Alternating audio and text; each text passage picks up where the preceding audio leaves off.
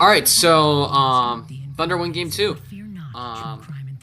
The really only big thing I have to say about this game was after the Pacers bench came in the first quarter, and really during the majority of the second quarter, the Pacers just felt lost, right? And I'm not talking about the first half, because in the first bit of the first quarter, like the first 9 minutes, because both teams just looked like they were playing sloppy basketball.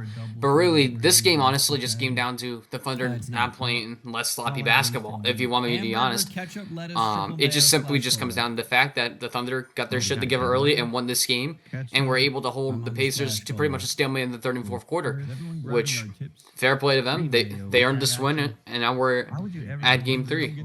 Now we're going to go to game three at the series tied 1-1. First of all, major shout out to the OKC bench, in particular Wiggins and Caruso. Hardenstein, I think, played fantastic as well. Joe did just fine. Williams was a good impact player off the bench. But I want to talk about Caruso and Wiggins for a second, right? They don't win this game without Caruso and Wiggins coming off the bench and doing what they did. Right, Wiggins was specifically his shooting. I mean, he fucking was on fire tonight. There was no doubt about it. I mean, he fucking had that nasty crossover. I think it was on Albert. I mean, that guy was on in this game. And then Caruso. I mean, despite I mean, with Caruso, he played great defense on Siakam. Siakam looked really uncomfortable anytime Caruso was on him, and also he played just as well offensively as Wiggins did. So shout out to the two of them; they played fantastic. I'm starting to think that Caruso might need to be in this series. Like, he might need to be started in game three. Not because I don't think Wallace or Hardenstein are bad.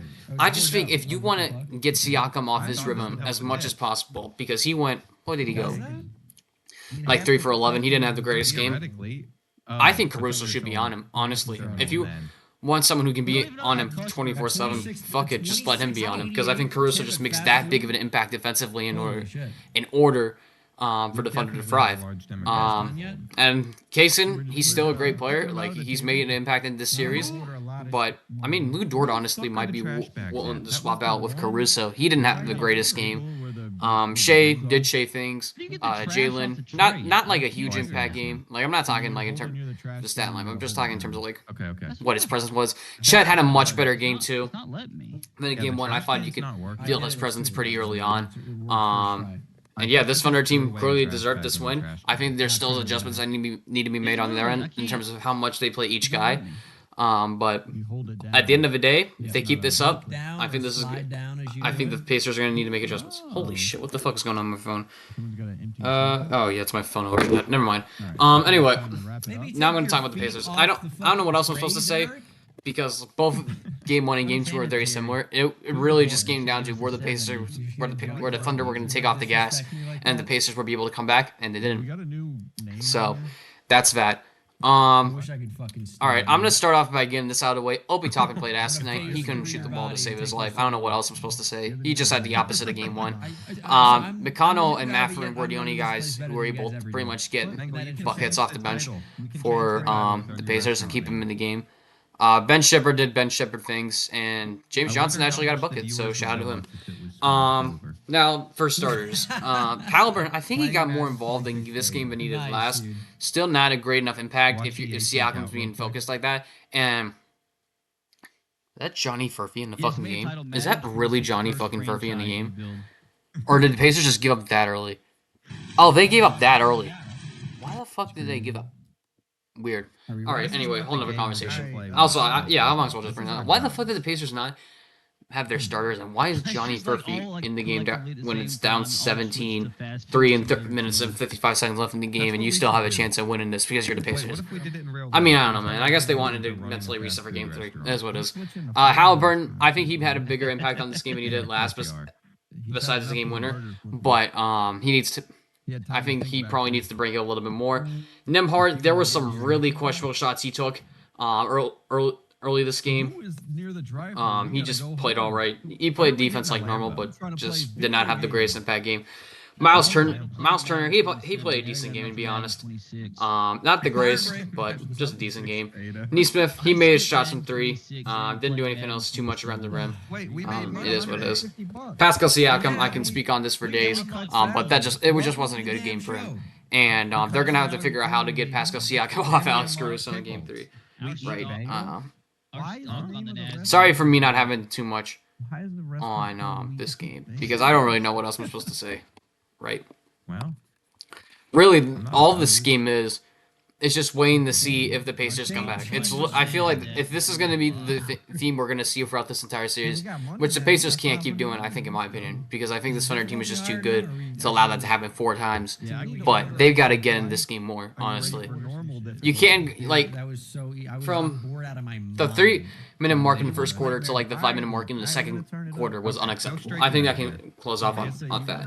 Because what I saw, because I actually missed like the first bit of the game when it was like a back and forth, because it really was a back and forth in terms of who struggled, right? And I missed the time completely. What I saw in those minutes, right, was just the Pacers basically losing who they were as a team, right? They were making stupid mistakes mentally. They were not taking great shots. OKC was basically having a field day because the Pacers just weren't playing to their best of their abilities. And if the Pacers are going to have runs like those continuously throughout this series and not be able to come back, I don't know. I mean, it's 1-1 regardless. I still think this goes to 6. And the Thunder win it, but I don't really know. I don't know what to think of this series, right? Because you know the Pacers are so goddamn good at coming back every fucking time. But then the Thunder, the greatest defense we've ever seen, or one of the greatest defenses we've ever seen, and they have the MVP. Like, this is just such a fucked up. This is just a tough series to figure out, right? I'm gonna have to go back and watch some film because I'm gonna be honest. Really, I was just waiting for the Pacers to come back in this game. But the Thunder were able to hold them out, and really, I mean, no, because Game 2 is on. Game 3, I think, is on Tuesday. It's got to be RBT, dude. No, Wednesday. Let's see. I actually am starting a new job coaching. Shout out to them. Once I have time and when I get back home after gym and everything like that, I'll probably have to figure it out. But yeah, man, this is gonna be an interesting series. We'll see who comes out on top. But I don't know what else I'm supposed to say because obviously there isn't. I didn't really see any big adjustments. If I'm going to be honest, I think really the main emphasis for the OKC Thunder was to finish, and they're able to do so. And also, I'm gonna go back to Game 1 real quick. I think their bench had a better Game 2 than they did a Game 1. I think, if I'm not mistaken. Yeah. Yeah, I mean, the OKC Thunder bench played a much bigger role in this game than they did last game. So yeah, good. They got good bench play from their guys, and that's how they were able to end up winning Game 2. So, yeah, it's fucking annoying. I mean, we'll see what Game 3. Hopefully, it's better than this game because really, I'm sick and tired of having to just wait to see if the Pacers come back. If they keep fucking up their if they keep fucking having these runs where they keep fucking up and not being able to get into a groove. But yeah, that's that. Sorry for a short video, but there's not much else I'm supposed to say.